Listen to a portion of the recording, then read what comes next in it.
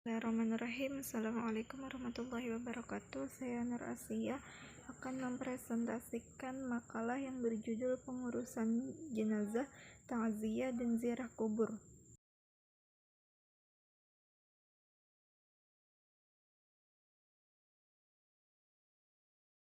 Kepengurusan jenazah.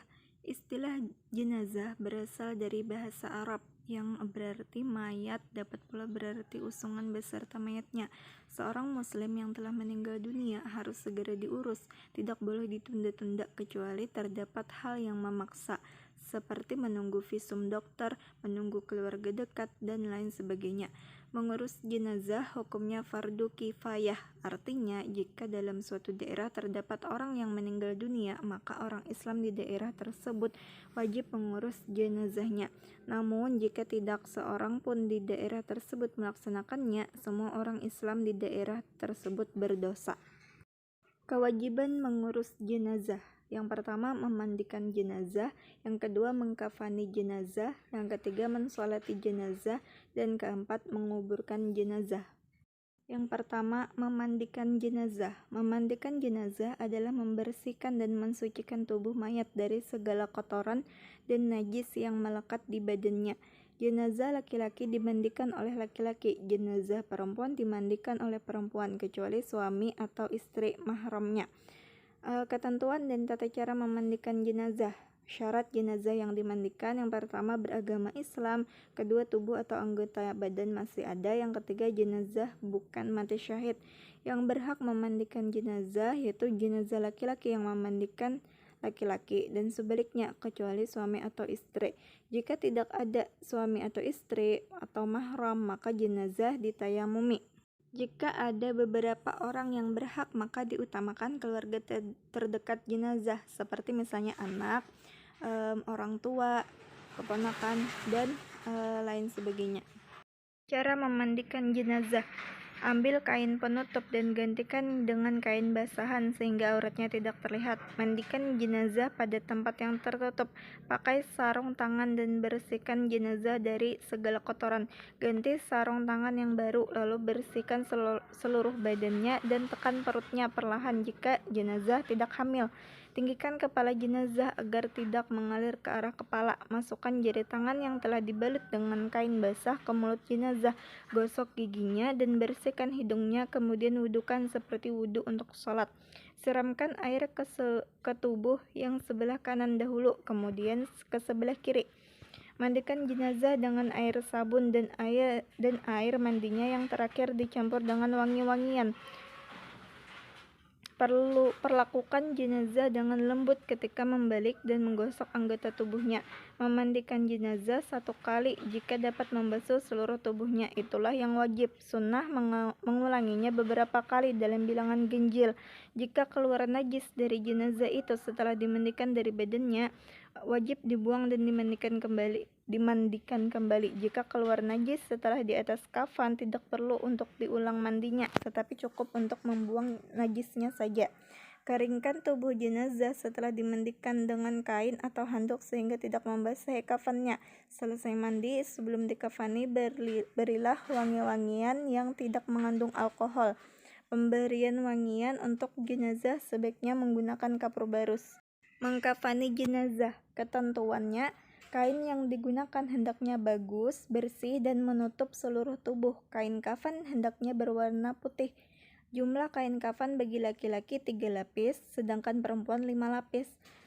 Sebelum digunakan untuk membungkus, kain kafan hendaknya diberi wangi-wangian. Tidak berlebihan dalam mengkafani jenazah. Cara mengkafani jenazah laki-laki: bentangkan kain kafan sehelai demi sehelai, yang paling bawah lebih lebar dan luas. Sebaiknya masing-masing helai diberi kapur barus. Angkatlah jenazah dalam keadaan tertutup dengan kain dan letakkan di atas kain kafan memanjang, lalu ditaburi dengan wangi-wangian.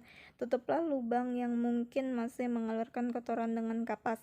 Selimutkan kain kafan sebelah kanan yang paling atas, kemudian ujung lembar sebelah kiri. Selanjutnya, lakukan selembar demi selembar dengan cara yang lembut.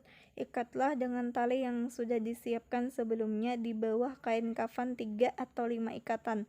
Lepaskan ikatan setelah dibaringkan di liang lahat. Jika kain kafan tidak mencukupi seluruh tubuh jenazah, maka tutuplah bagian aurat-aurat jenazahnya saja. Cara mengkafani jenazah perempuan. Kain kafan perempuan terdiri atas 5 lembar kain kafan, yaitu lembar pertama yang paling bawah untuk menutupi seluruh badannya yang lebih lebar, lembar kedua untuk kerudung kepala, lembar ketiga untuk baju kurung, lembar keempat untuk menutupi pinggang hingga kaki, lembar kelima untuk pinggul dan pahanya. Mengkafani jenazah perempuan sebagai berikut. Susunlah kain kafan yang sudah dipotong-potong untuk masing-masing bagian dengan tertib.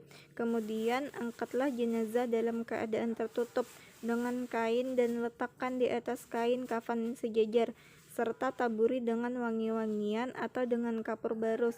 Tutuplah lubang-lubang yang mungkin masih mengeluarkan kotoran dengan kapas. Tutuplah kain pembungkus pada kedua pahanya. Pakaikan sarung, pakaikan baju kurungnya, dandanilah rambutnya dengan 3 dandanan, lalu julurkan ke belakang. Pakaikan penutup kepalanya, membungkusnya dengan lembar kain terakhir dengan cara menemukan kedua ujung kain kiri dan kanan, lalu digulung ke dalam. Setelah itu, ikat dengan sobekan pinggiran kain kafan yang setelahnya telah disiapkan di bagian bawah kain kafan, 3 atau 5 ikatan, dan dilepaskan ikatannya setelah diletakkan di dalam liang lahat. Setelah itu siap untuk disolatkan. Yang ketiga, mensolati jenazah. Semua syarat wajib dan syarat sahnya solat fardu menjadi syarat dalam solat jenazah, kecuali masalah waktu. Caranya, setelah berdiri, kemudian mulai sholat dengan urutan takbiratul ihram dan niat, membaca surah Al-Fatihah.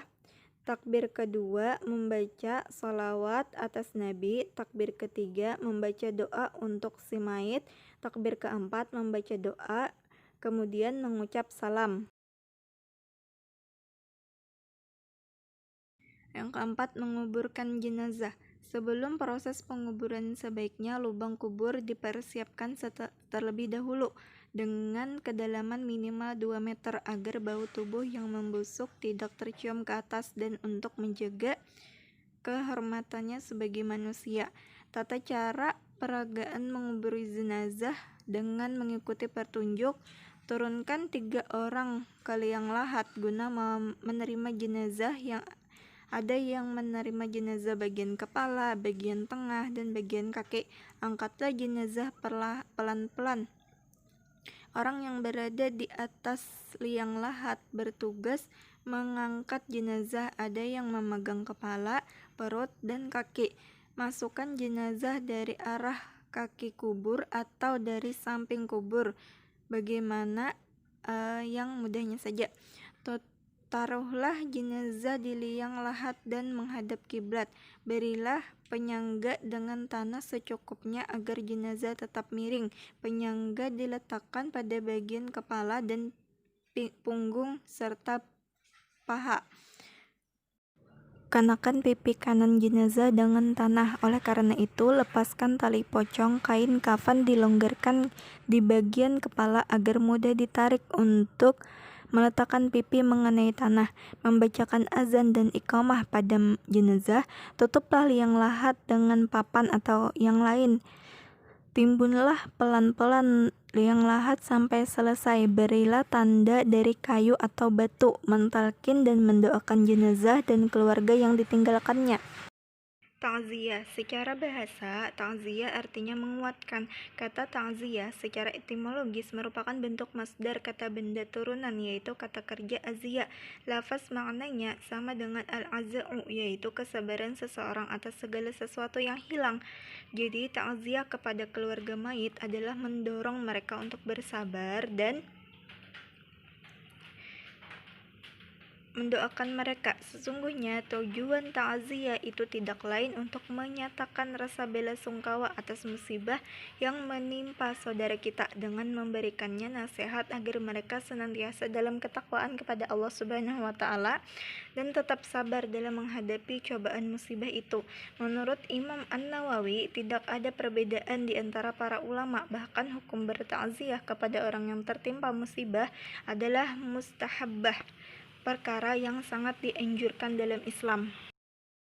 Ziarah kubur. Kata ziarah secara etimologi berasal dari bahasa Arab zara yazuru ziaratan, yang bermakna qasdu atau berkehendak mendatangi atau berkunjung ke suatu tempat. Maka istilah ziarah kubur bisa diartikan mengunjungi kuburan dari kerabat, kawan, saudara, atau siapapun, baik kuburnya yang muslim atau kafir.